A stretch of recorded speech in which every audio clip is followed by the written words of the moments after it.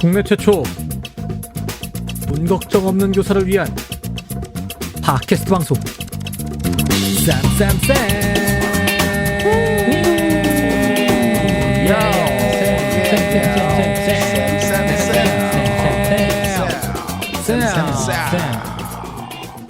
반갑습니다. 반갑습니다. 제가 오프닝에 돈 걱정 없는 교사를 위한 이렇게 좀 외쳤는데요. 예. 저희 방송 들으시고 저희 선생님들이 돈 걱정 없이 오직 아이들의 교육에만 집중할 수 있는 그런 방송, 그렇게 도움드리는 그런 방송 됐으면 좋겠습니다. 예. 예. 돈 욕심 말고, 예, 우리 저기 조은쌤처럼 돈 욕심 말고 돈 걱정 없애준다고요. 욕심은 못 없애. 욕심은 끝이 요즘 없어. 돈또 올랐습니다. 돈또 이 방송하면서 돈또 올랐습니다. 지금.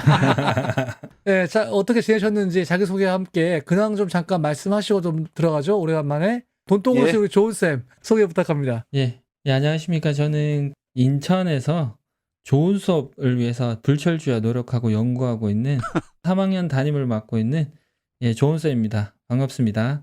요즘 요 방송하고 나서 아내한테 맨날 요 얘기를 해주거든요. 네네. 해주면 아내는 이렇게 시큰둥하면서 당신이 알아서 해라. 난 모르겠다. 당신한테 모든 걸 맡기겠다. 좋네요. 이런 네. 분위기여서 어깨가 되게 무겁습니다. 야.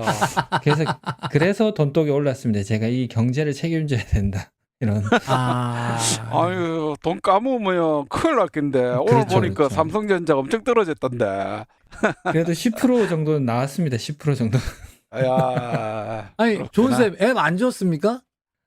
예. 제가 약속했는데 이게 손이 떨리더라고요, 이게. 앱을 지우려니까. 앱을 지우려니까 손이 떨려서 핸드폰 떨어뜨릴 뻔했습니다. 그래서.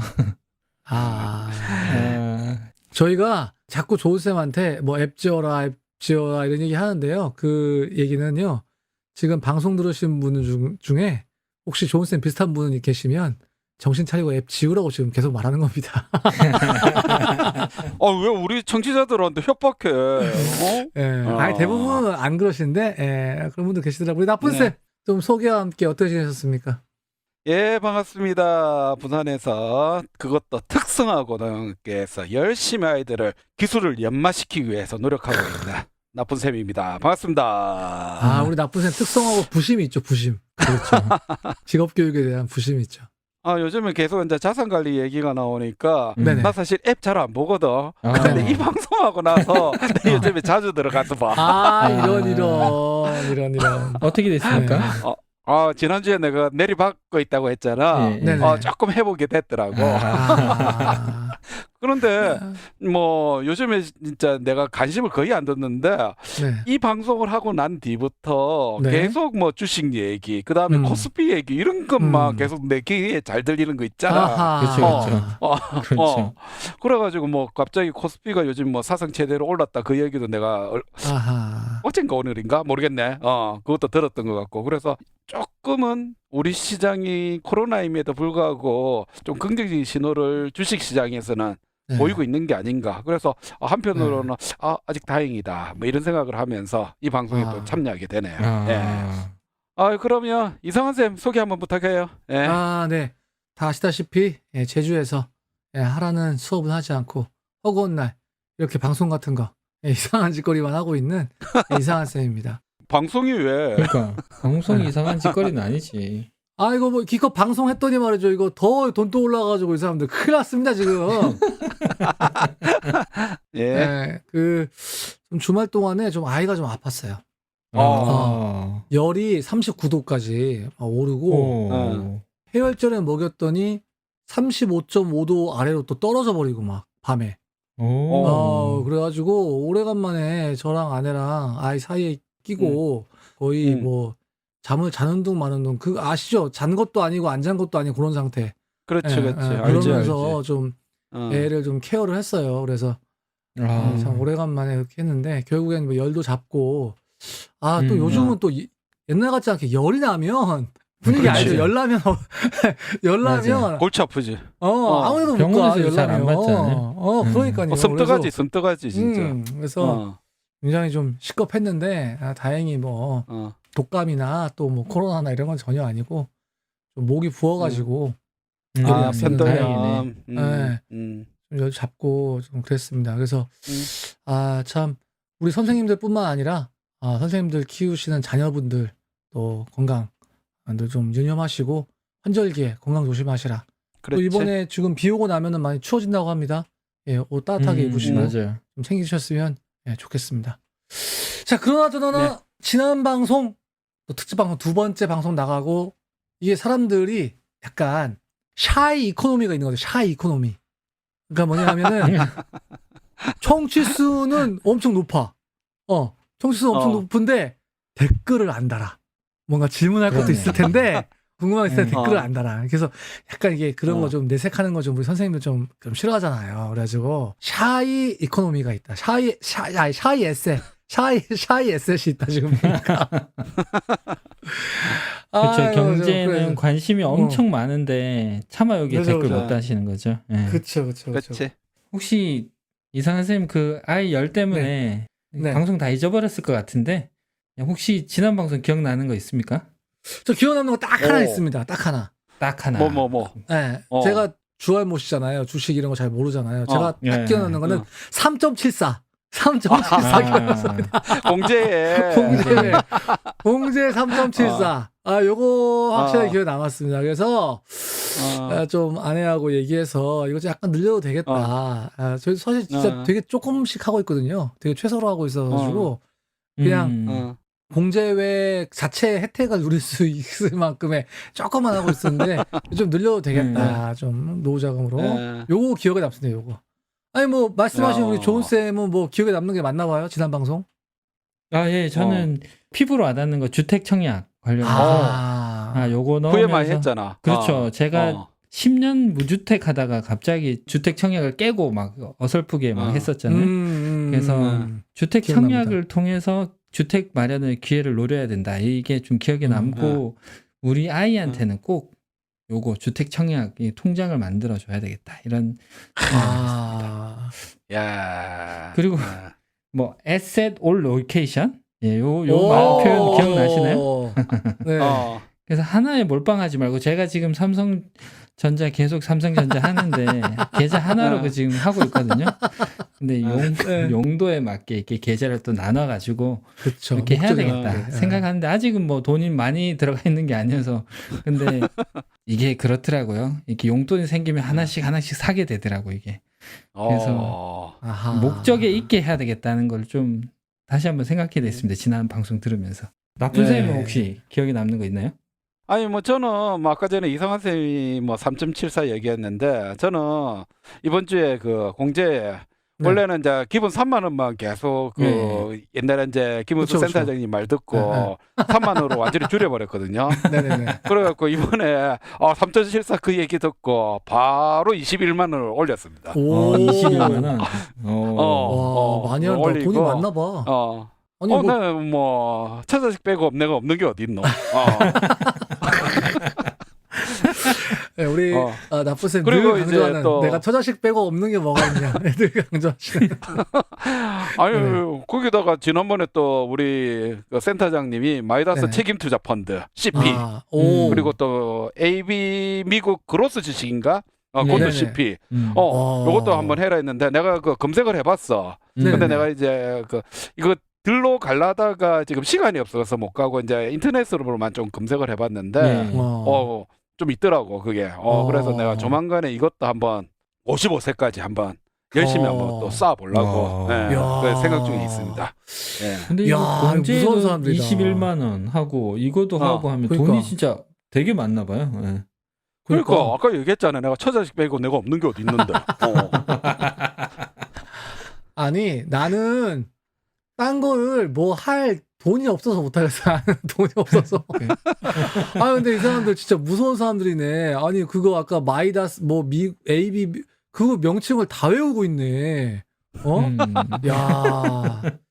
아니 진짜로요. 저는 진행하고 있는 사람들 중에 아시는 분은 아시겠지만 제가 자녀가 제일 많지 않습니까? 진짜 돈이 없어요. 이 자녀들에게 들어가는 돈이 이게 만만치가 않거든요. 우리 3, 4, 50대 교사들의 자산을 야금야금 아니 쪽쪽 빨아먹는 무서운 존재가 누군지 아십니까? 또 바로 애들 우리의 얘기 또 하려고 하네 또. 우리의 자녀들. 자녀들이 근데 또 이게 많고 적고의 문제가 아니야. 그 제 지인은 말이죠. 평범한 교사인데 자녀가 한 명이에요. 한 명인데 자녀 한 달 사교육비가 150만 원. 어이구야. 나는 아들 셋인데 한 달 사교육비 빵원.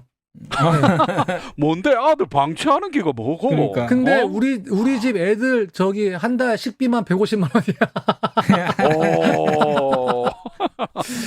자, 지금 이게 무슨 말이냐. 만약에 우리 아이들이 커서 재정관리 똑바로 못하면 그때부터는 정말 우리 노년에 밑빠진 독에 물 붓기다. 그래서 오늘 주제는 돈 걱정 없는 우리 아이. 요 주제로 한번 또 우리 김인수 센터장님 모시고 한번 이야기 나눠볼까 합니다. 긴 말 필요 없습니다. 우리 중간 시그널 빨리 듣고 우리 김인수 센터장님 모시고 이야기 나누도록 하겠습니다.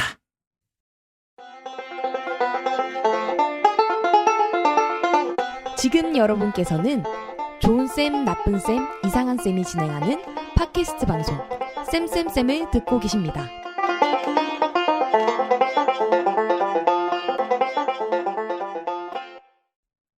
네, 오늘은 교사의 자산관리 시리즈 마지막 3편 돈 걱정 없는 우리 아이. 여기서 아이는 우리 제자도 될 수 있겠고 또 자녀도 될 수 있겠죠. 네, 정말 네. 어려운 시간 또 바쁜 시간 쪽에서 나와주셨습니다. 아우 정말 이분 사실 1시간 상담 비용이 얼마인지 아십니까? 네? 지금 진짜 공짜로 좋은 방송 듣고 계십니다. 우리 돈 걱정 없는 우리 집 센터의 김인수 센터장님 나오셨습니다. 반갑습니다. 네, 반갑습니다. 반갑습니다. 안녕하세요. 반갑습니다. 반갑습니다. 네. 예. 아니 뭐 일주일 동안 어떻게 지내셨어요?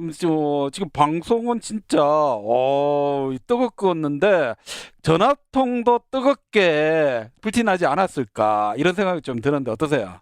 평소 때 교사들이 많이 옵니다. 소개로.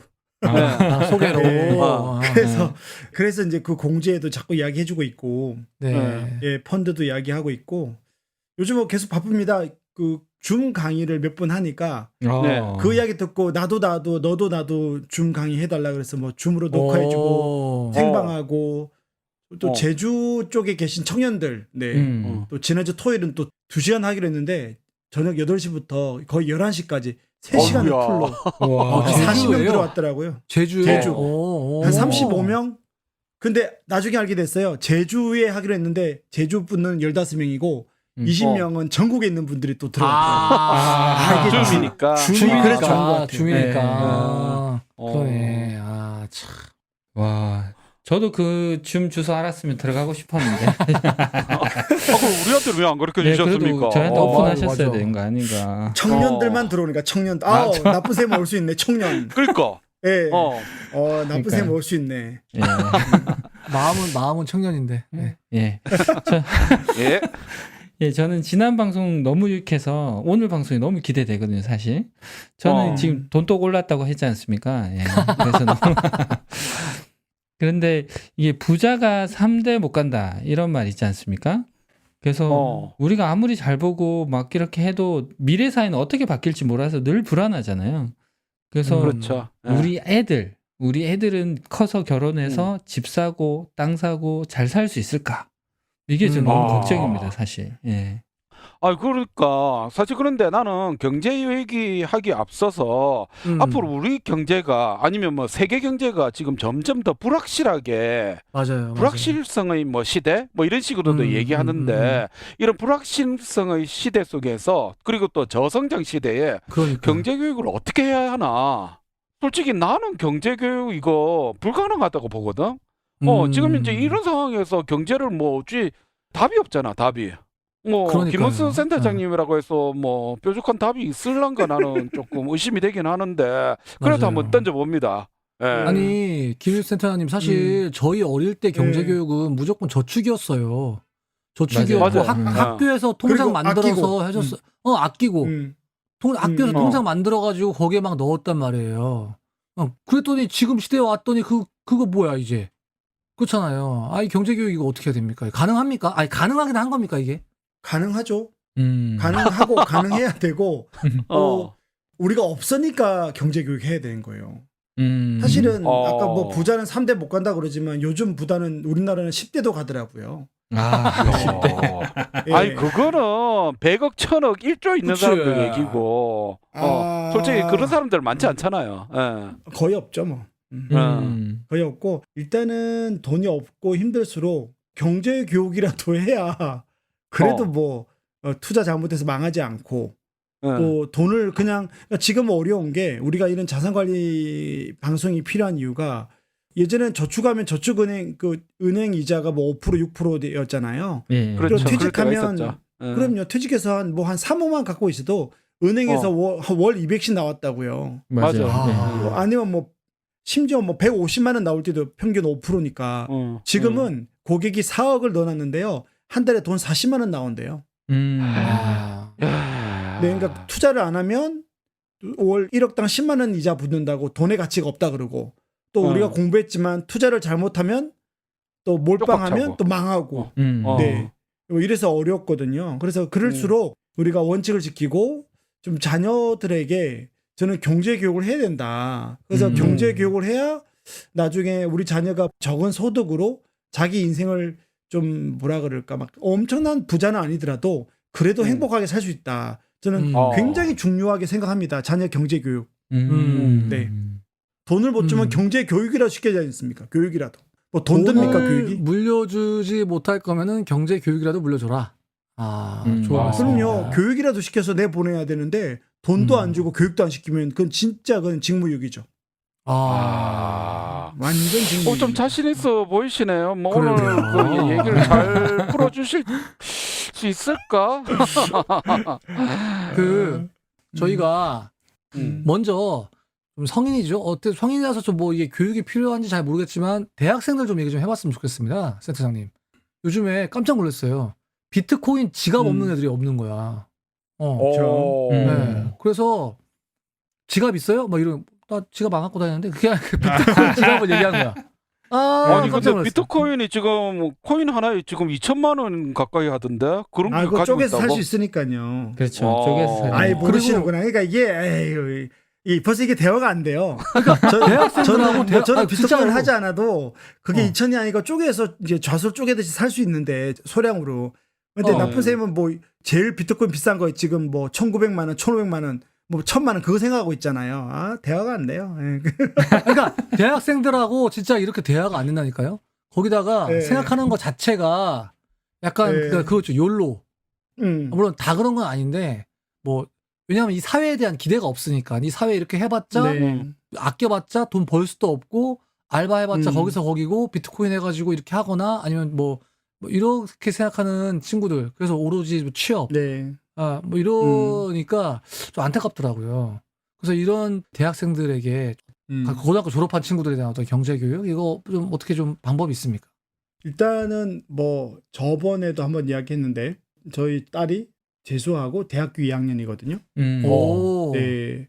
그래서 일단은 대학생은 이제 자기가 돈을 벌기 전에 이게 그런 농담도 있잖아요.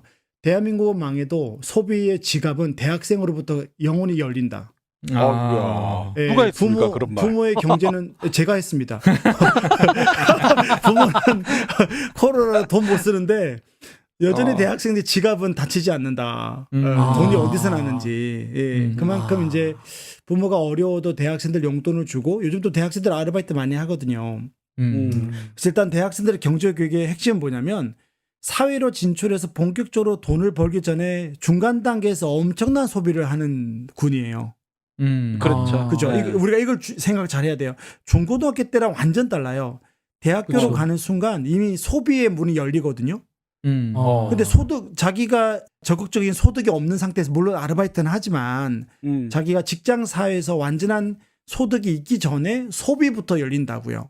용돈 받아서 아르바이트도 하지만.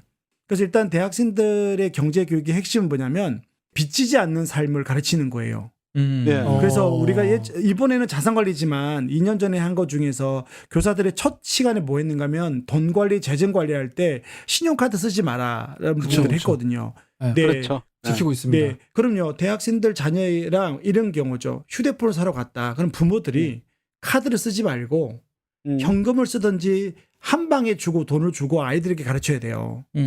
반드시 부모가 경제적 주체로서 돈을 쓸 때가 있단 말이에요. 우리 자녀들을 그렇죠. 위해서. 그렇죠. 예. 음. 그때 반드시 교육할 수 있는 기회가 되는 거죠. 예. 칼자루를 쥐고 있으니까. 그때 아이폰을 사러 가서 150만 원을 현금을 안 내더라도 체크카드를 쓴다든지 카드를 쓰고 일시불로 한다든지 이런 것들을 통해서 교육을 시켜야 돼요. 예. 그래서 저도 이 현금을 박치게 하고 이게 150만 원이다 그러면 애들이 되게 놀래요. 저번에도 이야기했지만 행동경제학에서도 이야기했지만 150만 원짜리 물건을 할부로 하기 시작하면 통신비 합쳐지니까 그게 월 나가는 돈이 3, 4만 원만 더 나가는 거거든요. 그렇죠. 대학생들의 경제교육의 가장 큰 핵심은 할부가 얼만큼 위험한지 빚을 내어서 소비하는 거에 대해서 자각심을 경계주고 부모들이 빚지지 않고 할부하지 않고 쓰는 것들을 반드시 대학생 때부터 가르쳐줘야 돼요. 아, 그러면은 아이가 이제 대학 합격해가지고 저 아빠가 큰맘 먹고 야, 대학 합격했으니까 내가 아이폰 최신 사줄게. 딱 했을 때 통신사를 가지 말고 바로 그냥 애플 스토어를 가야겠네요. 그렇죠. 네, 그렇죠. 통신사를 아. 가더라도 제가 어떤 교사 부부들 올 때는 경제교육 시킬 때 현금 주고 가서 사신 분들도 있어요. 167만 원. 교육시키는 그럼 그때 거구나. 아이는 놀래죠. 왜냐면 아이들은 그런 거 할 때 계속 이미 우리보다 더 빨리 들어가서 가격 계산을 하고 있거든요. 그렇죠, 그렇죠. 예, 그냥 예를 들면 뭐 12를 산다. 그러면 자꾸 올라가는 거 이미 준비한다고요. 멘트를. 아, 만 원만 더 써줘. 이렇게 생각한다고요. 아, 한 달에 한 그렇죠. 원만. 네, 그렇죠. 한 달에. 예. 조금만 더. 애들이 쓰면 이미 되는데. 그 가서 전략을 다 세워요. 엄마 아빠를 꼬드길 생각을 다 하고 간다고요. 부모는 그냥 멍하니 갔다가 그냥 오 하는 거죠. 예. 아빠가 그러지 대학 말고. 합격하면 이거 사준다고 했잖아 하면서 막 그럼요. 그러니까 저는 200짜리도 괜찮아요. 200짜리도 괜찮은데 금액을 정해놓고 가서 현금 박치기 하라는 거예요. 그러면 아이에게 한 번 그 큰 돈을 쓸 때 왜 그렇지를 생각하고 그때 이야기해줘야 돼요. 반드시 이야기해줘야 돼요. 그러니까 이게 대학생들 경제교육의 첫 걸음이에요. 그러면 아이들에게는 뭘 가르치냐면 할부라는 게 안 되는구나. 그리고 신용카드를 빚어서 할부를 안 되는구나. 그러면 이거는 200짜리구나. 그럼 다음에는 물건을 살 때 준비한다고요. 예. 그래서 알바를 하더라도 여행을 가더라도 카드로 쪼개든지 뭐 24개월 할부를 한다든지 이런 개념에서 조금 경각심들이 생겨요. 근데 이제 그런 거 없이 넘어가면 끝까지 할부로 가요. 애들 자체도. 그래서 대학생들의 경제 교육은 첫 아이폰이나 노트북을 현금 박치기 해라. 이거 평생의 지침이 돼요. 정말로요. 네, 이 교육을 먼저 시키고 먼저 두 번째는 이렇게 아르바이트한 돈들을 자기가 번 돈, 자기가 돈을 쓸 때 그거 자체도 용도별로 어떻게 돈을 쓰는지에 대해서 코치를 해줘야 돼요. 그러니까 못하게 하면 안 돼요. 애들은. 예, 못하게 하면 안 되고 그렇게 돈을 벌어올 때 어디다가 쓸 거냐, 어떻게 모을 거냐. 예, 그리고 또 우리가 그때 공부한 거 있죠. 5만 원, 10만 원은 이런 펀드도 해봐라. 그리고 나머지는 대부분 돈을 모으는 재미. 우리가 카뱅에도 보면 3개월 예금이나 3개월 적금이 있거든요. 그래서 아르바이트 하면 맞아. 6개월짜리 있어요. 10만 원 6개월짜리 있어요. 그러니까 네. 아이들에게는 돈을 쓰지 말라 하면 대화가 안 돼요. 그건 잘못됐어요.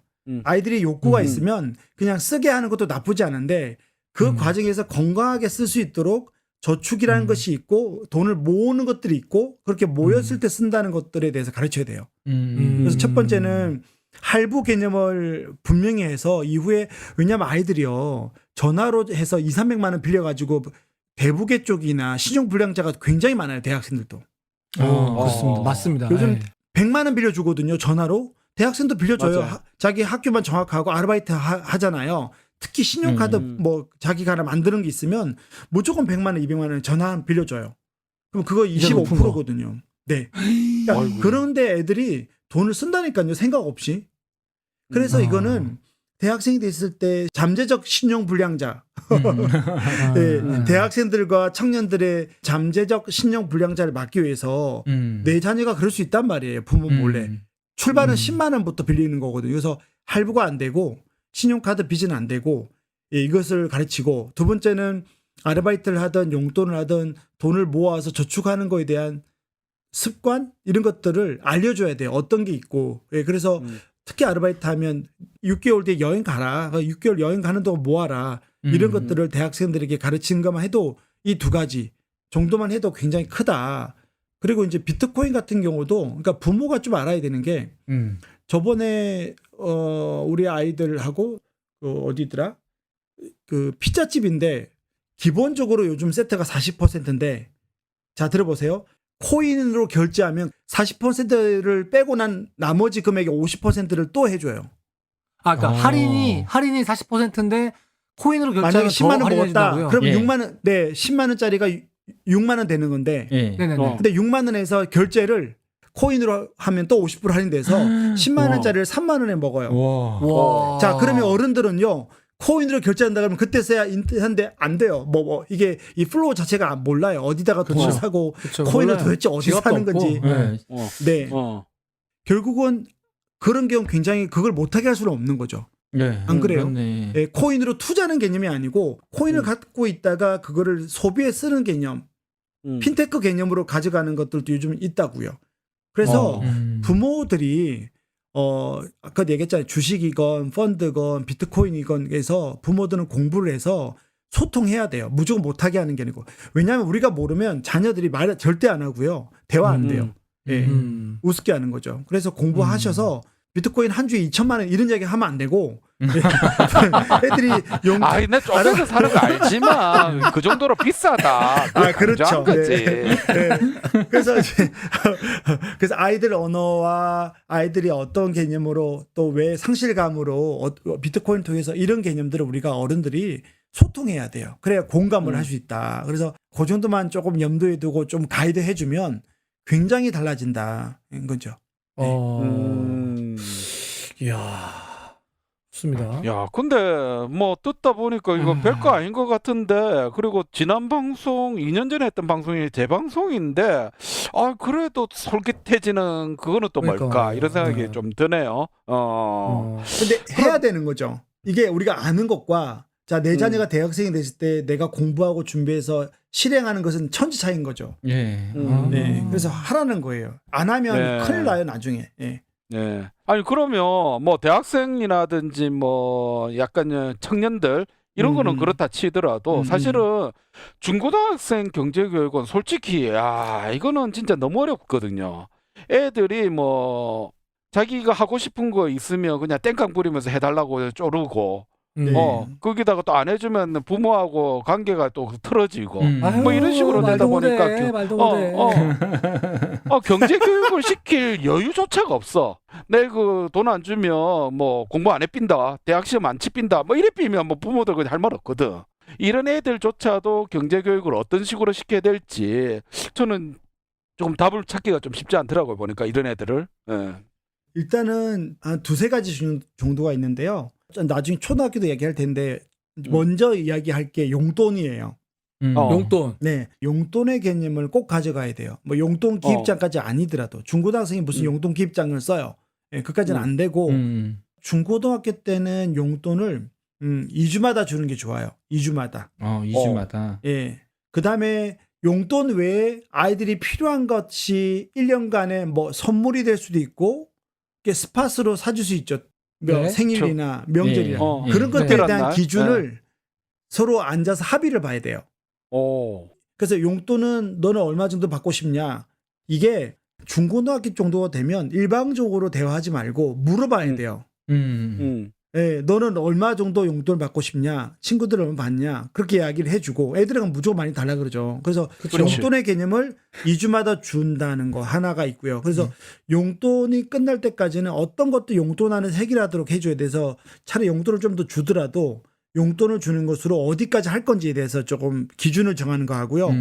또 하나가 이제 용돈 외에 애들이 뭐 남자애들은 게임기라든지 여자애들은 뭐 화장품이라든지 옷이라든지 이게 먹는 거는 집에서 해결하는 거고요. 초등학생이든 중고등학생이든 아까 돈 걱정 없는 우리 아이인데 이게 돈 걱정 없는 아이는 세상에 없어요. 왜? 부모들이 돈 걱정하고 있기 때문에요. 부모들이 인생을 살면서 부모들의 눈빛에 온갖 돈 걱정의 눈빛이 다 있고 말투나 삶에서 이게 드러나기 때문에 애들이 그걸 보면서 그대로 배우기 때문에 자기 미래, 부모의 미래가 자기의 미래이기 때문에 뭐 뾰족한 수가 없거든요. 교사가 됐던 뭐 말든. 그래서 사실은 아이들이 돈 걱정이 없으려면 부모들이 건강하게 돈을 다루고 아이들에게 교육을 시키고 함께 돈을 쓰는 거죠. 그래서 제가 2년 전에 제일 중요한 게 어떤 거였는가 하면 아이들하고 쓸 때 외식비를 정해라. 그래서 아이들이 치킨을 먹고 싶다, 뭐가 먹고 싶다 그러면 그 예산 외식비 안에 쓰고 그 외식비 예산이 없으면 기다리게 해야 된다. 이 이야기를 한 적이 있거든요. 예, 맞아요. 맞아요. 네. 있어요. 아유 근데 그래서 갔는데 네. 애가 아이고 피자 한 판 더 시키자 더 먹고 싶다 이러면 어떻게 그 예비비가 그때는 예비비가 있는 거죠. 예비. 예, 그러니까 이게 생각해 보세요. 먹고 싶다 할 때 막 사주는 사람과 먹고 싶다 할 때 예산이 그밖에 없잖아. 일주일만 기다리면 또 먹을 수 있어. 아니면 예비비에서 땡겨올까? 그럼 아이들이 예비비라는 개념을 갖고 있는 거잖아요. 여기서 더 먹게 되면 우리가 예비비를 쓴다. 그러니까 이런 것들이 애들이 와. 소비하거나 돈을 쓸 때 생각하게 돼요. 이게 굉장한 거예요.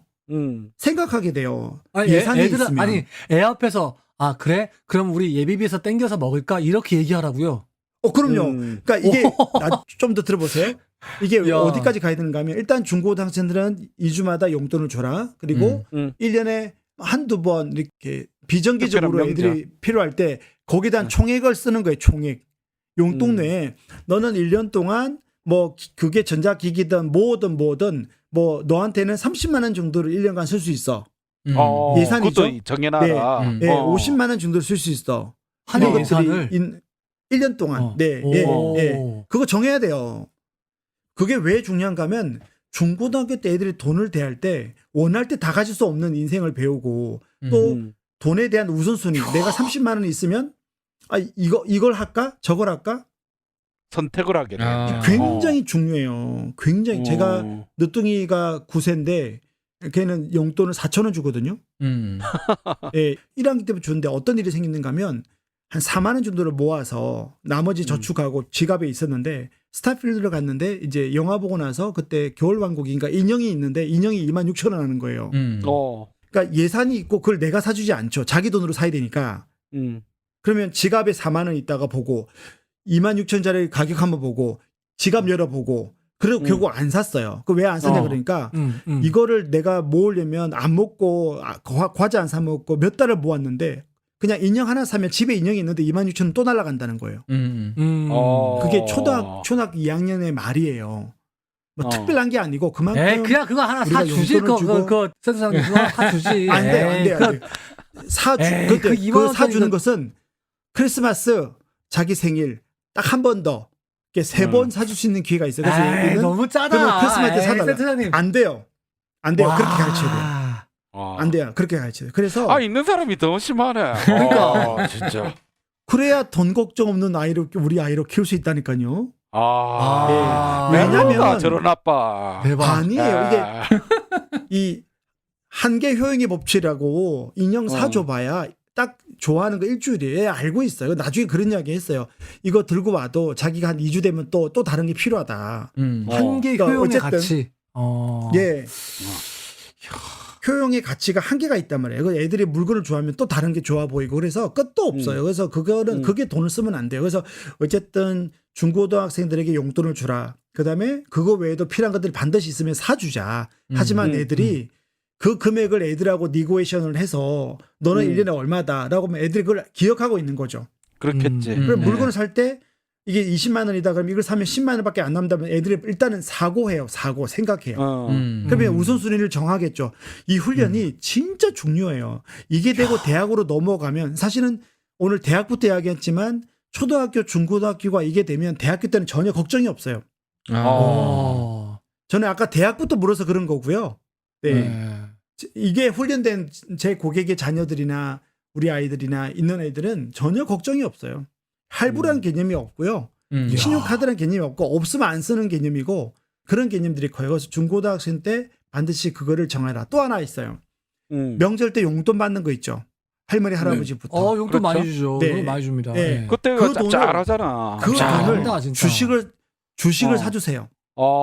아이 이름으로. 그리고 그때 제가 이야기했죠. 우리가 주식을 살 때 바르는 거 아모레 퍼시픽 예를 들면 라면 농심 말고 오뚜기 뭐 이런 것들 했잖아요.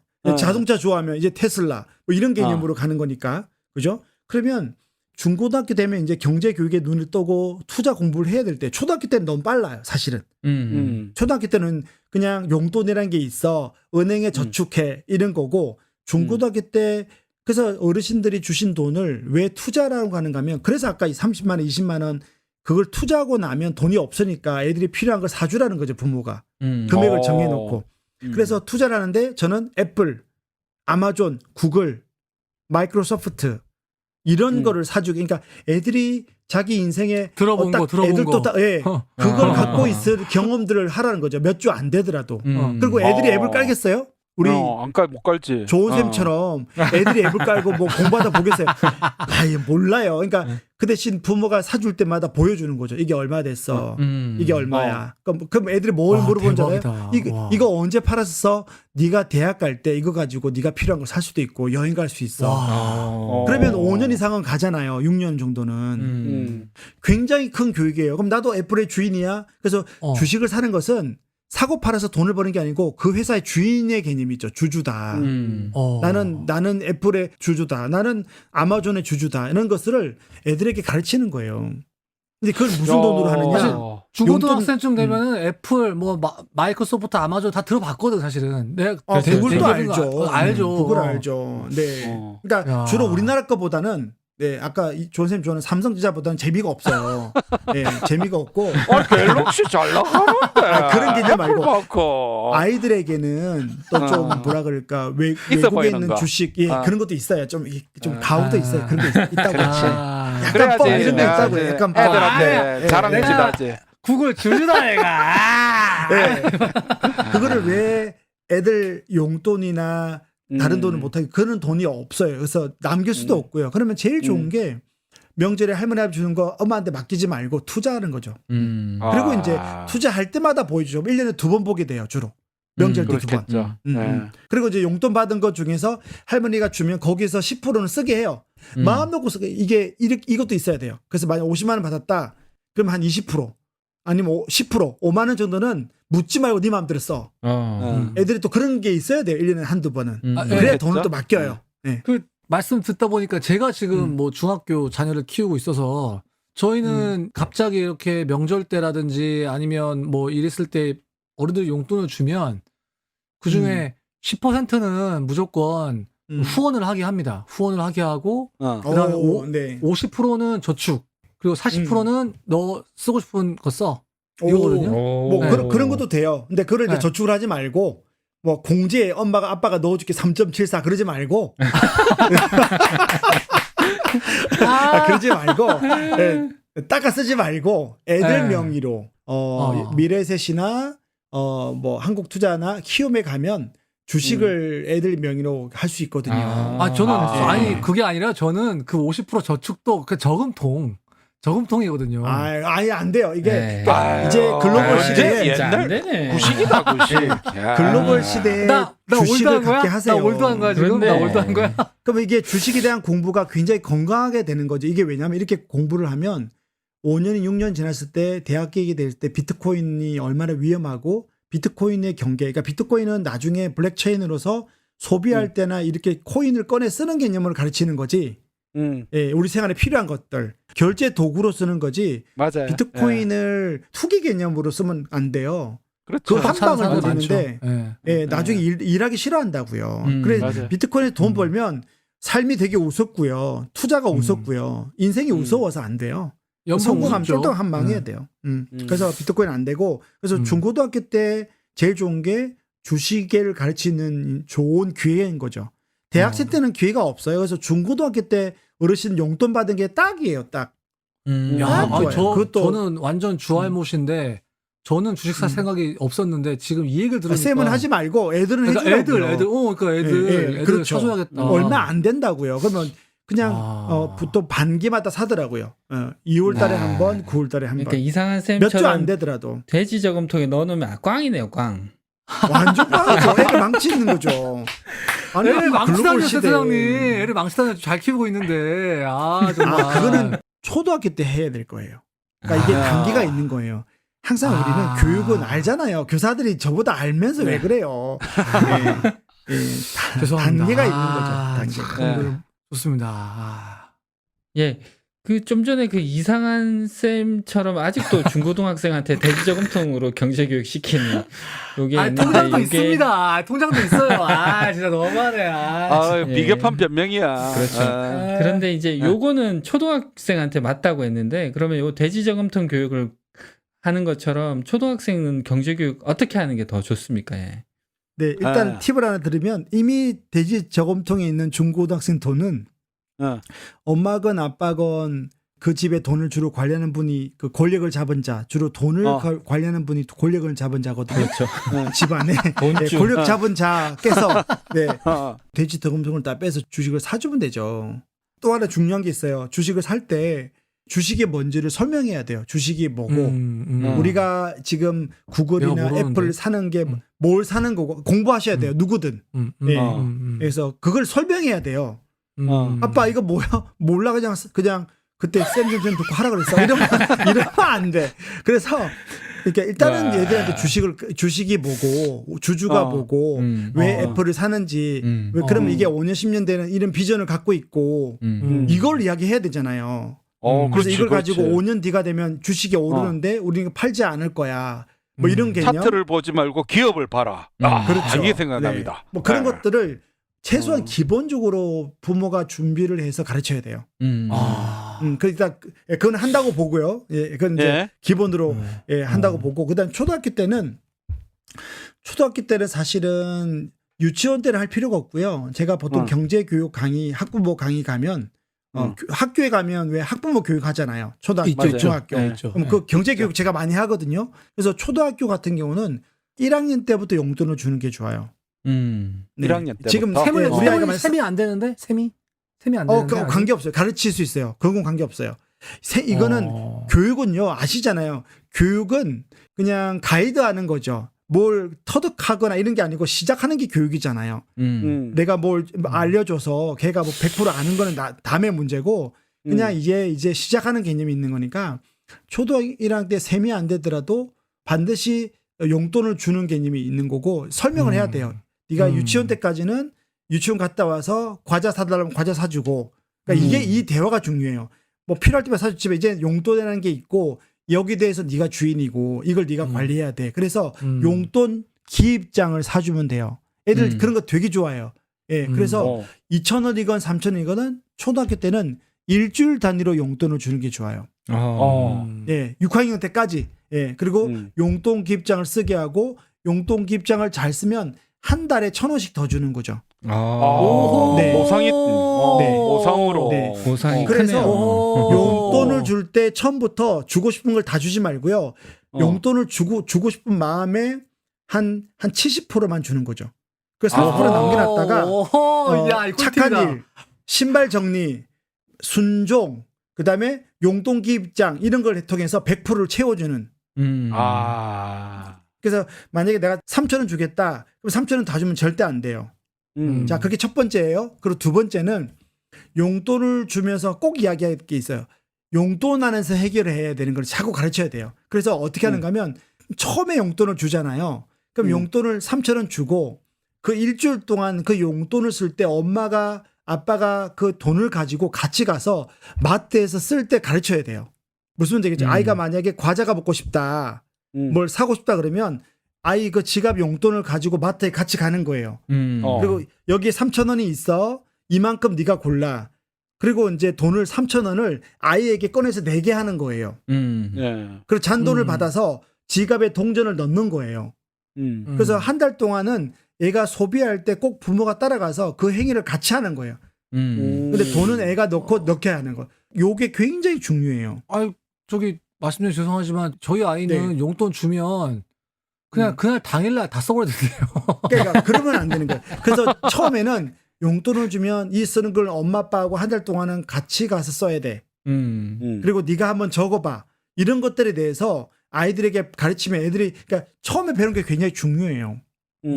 예, 그리고 어떤 집은 또 그렇게 해요. 한 달 뒤에 남는 돈의 20%를 돈을 더 줘요. 네, 예, 그러니까 용돈 기입장을 하면 1,000원 주고 네가 만약에 10,000원을 남겼다. 그러면 거기에 1,000원을 더 준다든지 2,000원을 더 줘요. 그러니까 이런 식으로 아이들에게 이게 조금 통제할 수 있는 것들을 하는 게 좋아요. 그래서 초등학교 때는 돈을 쓴다는 것이 뭐고 돈을 모은다는 건 뭐고 그러면 애들이 생각을 하게 되는 거죠. 예, 생각을 하게 되고 또 하나 그러니까 아까 얘기했지만 중고등학교처럼 초등학교도 이제 큰 물건도 사줄 게 있잖아요. 그때를 그렇죠. 애들하고 딱 기준을 정해야 돼요. 어. 1년에 몇 번, 금액 얼마 이런 것들을 중고등학교처럼 초등학교 때는 더 정해야 돼요. 그리고 그걸 지키면서 뭐 한두 번은 사줄 수 있어요. 그러니까 두 가지예요. 지키면서 사주는 거랑 기준이 없는 것은 달라요. 진짜 우리 집 9살 딸은 이렇게 뇌가 어떤 식인가 하면 조개 갖고 싶어요. 그러면 지금 만약에 9월 달이다. 그러면 크리스마스 때까지 기다리는 거죠. 요거 아빠 크리스마스 때 사줘. 라고 해서 메모했고 그게 바뀌기도 하는데 그때까지 기다리면 항상 자기가 가질 수 있다. 그러니까 3개월만 기다리면 그 물건은 내 거다라는 인식들이 있는 거예요. 저희 딸에게. 그게 굉장히 커요. 그리고 물론 또 아까 말했지만 그거 외에도 1년에 한두 번은 사주긴 하지만 일단은 그 외에는 절대 안 사줘요. 그래야 애들이 기다리는 것들 근데 나머지는 자기 용돈으로 모아서 사고 이런 적도 있었어요. 5살 때 우리 늦둥이를 데리고 현대백화점 갔는데 거기에 남자아이가 장난감 안 써준다고 뒹구는 거예요. 예. 그렇지, 그렇지. 그런 경우가 네. 많죠. 네. 있죠. 우리 5살 이해가 안 되는 거죠. 분명히 기다리면 사줄 텐데 오늘 그날이 아닌데 왜 사달라고 하는지 모르겠다. 진짜예요. 5살짜리가 미치겠다. 사실은 짜라긴 하지만 내가 원할 때 사주는 것은 아이가 기다리는 거에 대한 개념은 다른 거니까 굉장히 중요한 교육이에요. 그래서 아이들은 그 강아지와 똑같아요. 계속 지키면 개 교육도 똑같죠. 지키만 하면 뭐 주면 걔는 계속 짖잖아요. 교육을 시켜야 돼요. 훈육을. 그래서 초등학교 때는 절대로 애들이 울거나 뗐을 때 뭐 사주면 절대 안 되고 용돈 개념을 잡아줘라. 그리고 처음에는 용돈을 주면 반드시 한 달 동안은 같이 물건을 사고 돈을 내고 받아라. 이 교육이 필요하고 중고등학생처럼 1년에 몇 번 정해놓고 기다리게 해라. 이것만 하고 그 다음에 애들 또 명절에 돈 받죠. 네. 애들이 명절에 돈 받은 거는 두 가지를 하세요. 첫 번째는 가서 예금을 넣게 하고요. 손잡고 은행 가서 그 통장에다가 돈을 넣어서 창구에다 넣는 걸 가르쳐야 돼요. 기계로 하지 말고. 기계로 하지 기다렸다가. 말고. 네. 그 귀찮음을 한번 해서 은행에서 일하는 걸 보여주고요. 또 하나는 애들은 주식 개념이 어려우니까 애들 이름으로 5만 원씩 나중에 필요하면 펀드를 사세요. 펀드. 애들 돈, 애들 이름으로. 애들 이름으로 근데 아까 펀드가 애들은 더 어렵잖아요. 그러니까. 아니에요. 그는 이제 애들하고 교육이 아니고 부모가 그냥 통장을 갖고 있는 거죠. 이게 네 통장의 돈이야. 그러니까 그리고 돈을 나중에 중고등학교 때 주식을 사주면 되고 그냥 예치하는 돈 하나. 그죠? 그다음에 하나는 만약 1년에 2번이면 뭐 10만 원씩 펀드를 사는 거죠. 그럼 통장이 있고 통장에 찍히는 것들이 좀 필요해요. 주식하고 좀 달라요. 예. 그러면서 이거는 저축이고 이거는 투자인데 어쨌든 투자하는 거야. 이것만 해줘도 돼요. 그럼 이게 나중에 중고등학교 때 그걸 빼서 적절하게 주식으로 넘어갈 수 있는 거죠. 예. 그래서 처음 애들은 주식은 너무 힘들어요. 그래서 좀 저는 애들 때는 펀드를 해주고 중고등학교 때는 애들은 뭐 초등학교 때다고 난 애플의 주인이야 이런 것들이 좀 힘들거든요. 그렇죠. 저학년이 그렇죠. 예, 달라요. 예. 중고등학교 때 주식을 갖고 있으면 애들한테 자랑하더라고요. 야, 너 맞아요. 아마존 맞아요. 그럴 것 아마존 같아요. 가오. 아마존 주식 있어? 난 아마존 주인이야. 나 주주야. 그럼 애들이 주주가 뭐냐? 그럼 설명할 수 있죠. 초등학생 그게 의미가 없어요. 그래서 이게 다 실무로 해보면서 느낀 거예요. 예, 중고등학생 때는 주식에 대해서 애들이 프라이드가 있다. 초등학생들은 아무리 설명해도 몰란다. 맞아요. 그래서 그냥 맞아요. 예, 그래도 투자를 해야 되는 이유를 그냥 자꾸 이렇게 몰라도 그냥 설명하는 거하고 다른 거니까 몰라도 설명하세요. 그래서 애들 때는 그냥 예금 통장 하나, 펀드 통장 하나 정해놓고 명절에 받으면 두 군데다 돈을 계속 넣는 거죠. 아니 그리고 근데 나중에 제가 네. 들으면서 드는 질문이 지금 현재 경제 교육이 잘 안 돼가지고 지금 떼쓰고 그냥 뭐 개구신 지기는 아들이 있는데 걔들을 뭐라고요? 그래도 경제 교육 뭐라고요? 개지긴. 이거 아니 사투를 조금 썼다고 그러니까 나는 알죠. 아니, 나 나는 몰라서 안다. 그래. 진짜 애들 보고 아까 아니 우리 걔 뭐라고 센터장님 아시죠? 네. 우리가 이제 떼쓰고 이러는 때 굉장히 안 좋은 행동을 하는 그런 것들을 뭐 경상도 사투를 개구신 지긴다 그렇게 얘기를 해요. 개구신 지긴다. 개구신 지긴다. 예. 아니 그런 애들이 지금 당장 있는데 네. 걔들을 경제교육으로 안으로 좀 들어오게 하려면 어떻게 해야 되느냐. 처음부터 하는 거는 어느 정도 쉽겠지만 그런 애들을 좀 변화시키게 하는 거는 사실은 저는 좀 감당이 좀 안 될 것 같은데. 그게 초등학생이면 만약에 이미 개구신 지긴다.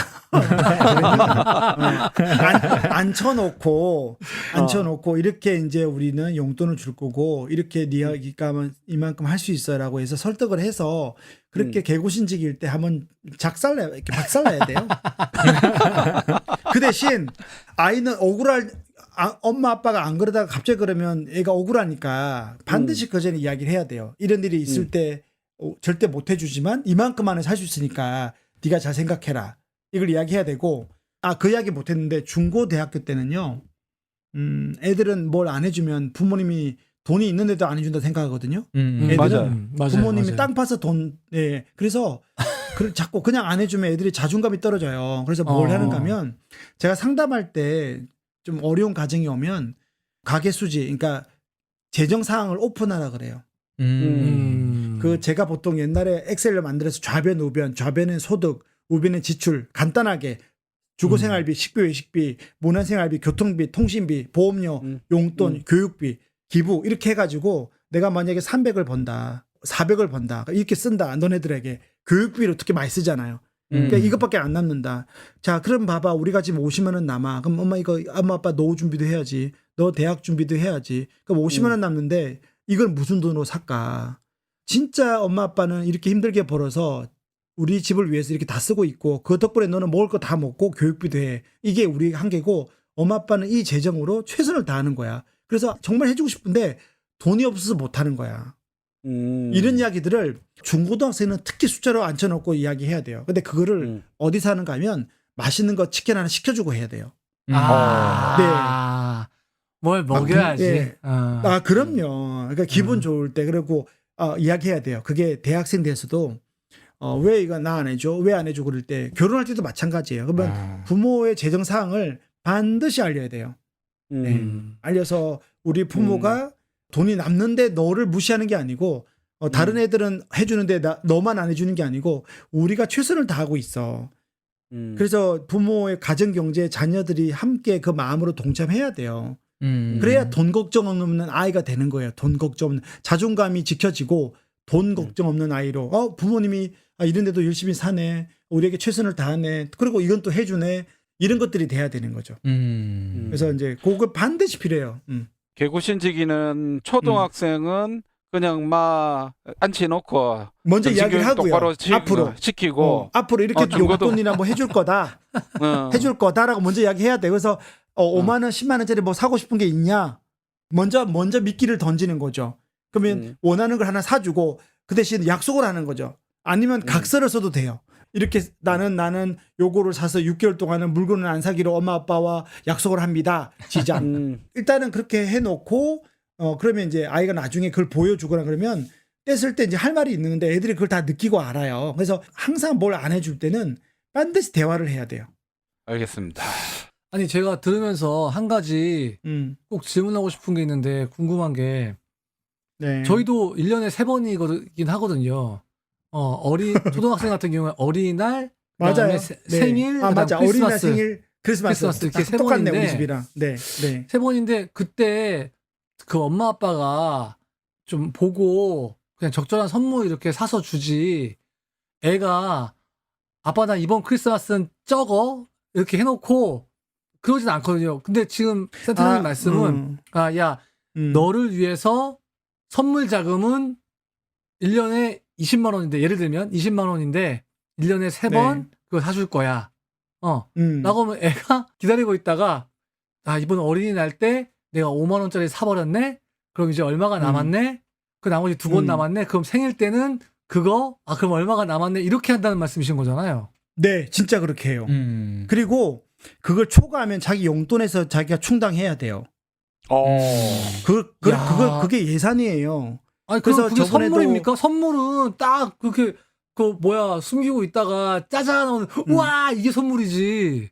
산타 할아버지 선물은 따로 있고 그거는 그냥 부모의 마음이고 예. 얘가 원하는 거 살 때 이런 교육이 뭐가 중요한가면 생각을 하고 우선순위를 정하고 금액을 정하고 예산을 정해서 뭔가 사는 훈련, 기다리는 훈련이 필요하다는 거예요. 그리고 이제 그걸 초과할 때는 일단은 내 용돈으로 해야 된다. 그리고 부모가 해주더라도 그런 기준을 정하자는 거죠. 돈에 대한 기준. 왜냐하면 우리 교사들이나 우리 부모들이 갖고 있는 재정이 제한적이잖아요. 그럼요. 마음은 끝도 없는데 그러면 다 해주고 싶죠. 그걸 네. 네 그랬을 때 그거를 그 마음을 다 못 해주는 거에 대한 어떤 기준을 안 정하면 애들이 자꾸 마음이 상하고 때를 그렇죠. 쓰고 어려워진다니까요. 해주고도 욕 들어요. 해주고도 해주고 돈 다 있구나. 쓰고도 해주고도 욕 듣고 애들은 자존감이 안 좋아져요. 다 해주고도 왜 안 해주냐. 돈 걱정하는 아이로 키우는 거예요. 그러면 그래서 아니 제가 왜 이런 이야기 하는가면 놀랍게 이렇게 이 교육을 했던 분들의 자녀들이 한 10년 15년 지키면서 100%는 아닌데 굉장히 달라요. 이 교육을 한 사람과 안 한 사람이 진짜 달라요. 정말 임상을 달라요. 거치셨네요. 임상을. 삼상까지 그럼요. 갔는 것 같다. 삼상까지. 삼상까지. 심판 일보 직전이다. 심판해야 돼. 그래서 예. 우리 딸 같은 대학생 같은 경우는 대학 가서 아르바이트 할 때 진짜 아빠가 안 주는 거 알고 있는 거죠. 그러니까 준다 생각하면 결국 안 해요. 결국 또 부모가 주죠. 결국 안 그렇죠. 주니까 잠실에서 용돈은 좀 주지만 알바하고 귀걸이 팔고 뭐 팔고 뭐 하고 닥치는 데 다 해서 영양비 만들고 자기 옷 사고 하는 거예요. 지금도. 야. 그러면서 뭐라고 하는 줄 알아요? 요즘 제가 자꾸 힘들다 그러니까 이제 아빠의 우리 집 경제는 몰락하고 있다고 친구들한테 이야기하는 거예요. 하도 제가 안 주니까. 그 자녀에 대한 보고 있어요, 깨알 자랑 지금. 들어가네. 깨알 자랑. 야. 참. 아니 우리 집 경제가 몰락한다고 막 그래서 자기가 더 엄마도 가서 돈 벌어라고 좋습니다. 그렇게 키워야 돼요. 좋습니다. 오늘 예, 정말 실제적인 경제교육 팁들 이렇게 말씀해 주셨는데 아니 그 나중에 경제교육 책도 한번 쓰셔도 될 것 같아요. 제가 봤을 때는. 네, 그거 자녀 네. 경제 책도 한번 써야 돼요. 네. 네. 굉장히 좋은데요. 지금 예. 아주 어린 아직 초등학교 들어가지 않은 우리 자녀를 두고 있는 우리 조은 쌤 어떻게 들으셨어요 오늘 방송은? 예. 저는 이 가랑비에 옷 젖듯이 계속 초등학교부터 시작해서 조금씩 경제교육을 계속 해야 되는구나. 그리고 저는 이게 마음이 좀 여리거든요. 뭐 해달라고 하면 안 돼 하다가 결국은 해주는 그런 스타일 있잖아요. 근데 그쵸, 이제 그쵸. 그 기준을 정하면 안 된다고 했으면 끝까지 안 되고 요거를 좀 해낼 수 있을까 하는 걱정이 있긴 한데 좀 그걸 그렇게 경제교육을 시켜야 되겠다는 생각도 들고 사실 얘가 4살인데 통장에 한 300-400 정도 있거든요. 그러니까 이 돈을 그냥 통장에 그냥 예금이잖아요. 아무 것도 아니어서 아까 얘기했듯이 펀드나 뭐 이런 것들로 좀 투자를 해놓는 게 좋지 않을까 하는 이런 생각도 딸내미 살짝. 저 자산을 반토막 내는 거 아니십니까 혹시? 아니 이게 자꾸 딸내미 통장에 있으니까 급할 때 자꾸 쓰게 되더라고요. 그래서 그냥 펀드나 이런 걸로 해놓는 게 더 낫지 않나 이런 생각이 했습니다. 되게 실제적이었습니다. 오늘은 진짜 너무 좋았습니다. 예. 우리 나쁜 쌤 어떻게 되셨어요? 아니 저는 들으면서 저는 뭐 고등학교 네. 교사니까 네. 우리 애들한테 학생들한테 주식을 한번 사볼 수 있도록 조금 해보면 어떨까. 왜냐면 우리 애들이 이제 특성화 고등학교니까 기업체하고 이렇게 또 그게 맞네. 계속 연관이 맞네. 돼요. 그래서 네가 제일 좋아하는 기업체 주식을 뭐 앞서 우리 김은서 센터장님 말씀하신 것처럼 뭐 설날 때나 추석 때나 받은 거를 한번 투자해봐라. 그런 것들을 내가 한번 설명하고 할 수 있도록 그리고는 이제 한 학기 뒤에 한번 보자. 그럼 반토막 난 사람은 2배 뛴 사람이 한테 얻어먹기 뭐 이런 것도 해도 좋을 것 같고. 야 고등학생이니까 그렇게 조금 교육하는 거 이건 별로 어렵지는 않을 것 같아요. 그러면서 애들이 경제에 대한 관념도 가질 수 있는 그런 아이디어가 좀 생기는 것 같아요. 한번 이건 도전해보고 싶네요. 예. 우리 이상원 쌤은 뭐 특별하게 기억나는 거 저는 있습니까? 사실 제가 뭐 주알못이긴 하지만 제가 나름 자녀 경제교육만큼은 좀 저축을 중심으로 해서 좀 잘하고 있다고 좀 생각을 했었는데 사실은 저희 아이들도 아니 돼지 저금통만 배불렀잖아. 그렇지. 근데 그 돼지저금통을 깨면 돼지저금통에서 또 일부는 애들이 쓰게 하고 일부는 기부하고 나머지는 또 통장으로 가고 이런 시스템이거든요. 저희가 1년에 한 번 돼지저금통 깨면. 근데 지선생님 말씀 들으면서 또 중고등학생은 또 그렇게 좀 주식을 가지고 또 할 수 있겠구나. 또 펀드를 가지고도 이렇게 할 수 있겠구나. 나부터 좀 공부를 좀 해야겠다. 좀 이런 좀 생각을 좀 하게 됐고요. 또 사실은 저희 아이들도 이런 좀 1년에 3번이기 때문에 기다리는 연습들은 되고 있었는데 이거를 이렇게 딱 자기가 전체 예산에서 어떻게 내가 이걸 사겠다 이런 걸 가지고 하는 요런 것까지는 생각 못 했는데 좀 많이 배웠습니다. 예. 저희가 교육자지만 우리 센터장님께 이 교육을 또 배웠네요, 오늘. 우리 김 센터장님, 마지막으로, 예, 우리 3부작, 오늘 마지막 시간인데, 우리 선생님들에게 좀 하시고 싶은 말씀 있으시면 좀 한 말씀 좀 부탁드리겠습니다. 예, 2년 만에 다시 불러주셔서 감사하고요. 이번에는 자산관리로 시작했는데, 어쨌든 공부한 대로, 이게 이제 저금리 시대이기 때문에, 자산관리 쪽으로 관심을 안 가질 수가 없고요. 또 부모가 자산관리에 대한 관심을 안 가지게 되면 또 우리가 학교에서 우리 제자들이나 또 우리 자녀들에 대해서 전혀 소통할 수 없어요. 그래서 많은 돈이 아니더라도 우리가 이 방송을 듣고 제가 말씀드린 몇 가지들은 조금 자산을 배분하고 일단은 모든 투자는 투자자 본인에게 있기 때문에 반드시 뭐 저를 뭐 욕해봐야 소용없고 본인들이 이제 공부를 해서 하시면 좋겠고, 그다음에 아까도 얘기했지만 뭐 특히 앱 같은 경우는 지우더라도 보세요. 주식이 궁금하면 앱을 보는 거랑 포털 사이트에서 그냥 주식 한번 쳐보는 건 달라요. 정말 달라요. 네, 그렇게 보면 돼요. 앱을 봐서 계속 그걸 보는 거랑 삼성전자 얼마지? 그러면 네이버에 쳐보면 되잖아. 이건 다른 거예요. 그렇게 해서 조금 봐도 된다는 거 좀 하나 있고, 그다음에 두 번째 얘기했던 어쨌든 부동산은 청약이라는 것이 있으니까 명의 빌려주지 말고 청약을 통해서 내 집 마련을 한번 하고, 그다음에 자녀 교육에서는 집 걱정하지 마세요. 제가 볼 때는 10년, 20년이면 패러다임이 바뀌고 애들이 줄어들고 여러 가지가 바뀌기 때문에 아마 많이 임대로 가기 때문에 지금처럼 이렇게 집에 대해서 이렇게 대란이 돼 있는 건 없을 거라고 믿고 있어요. 우리 자녀들에 대해서. 그래서 우리 자녀들이 돈에 대해서 배우고 경제 개념을 배우고 부모들이 돈 걱정 없이 사는 걸 보여줘서 우리 아이들이 돈 걱정 없는 아이로 잘 자랐으면 좋겠고, 어쨌든 그렇게 건강하게 코로나 조심하시고 자기 자산을 잘 지키고 불리는 우리 쌤의 선생님들이 됐으면 좋겠습니다. 네, 이상입니다. 감사합니다. 감사합니다. 네. 우리 선생님들 이 3부작 방송 어떠셨습니까? 이 방송을 통해서 또 저희 아이들도 돈 걱정 없을 뿐만 아니라 우리 선생님들이 돈 걱정 없이 아이들 교육하는 데만 집중할 수 있었으면 하는 바람입니다. 돈 욕심은 어쩔 수 없습니다. 저희가 어떻게든 못해드립니다. 그건 버리십시오. 예. 나와주신 우리 김일수 센터장님 3주 동안 너무 감사드리고요. 또 긴 시간 청취해주신 우리 선생님들 감사드립니다. 저희가 다음 시간에는 더욱 알찬 내용으로 다시 돌아오도록 하겠습니다. 감사합니다. 감사합니다.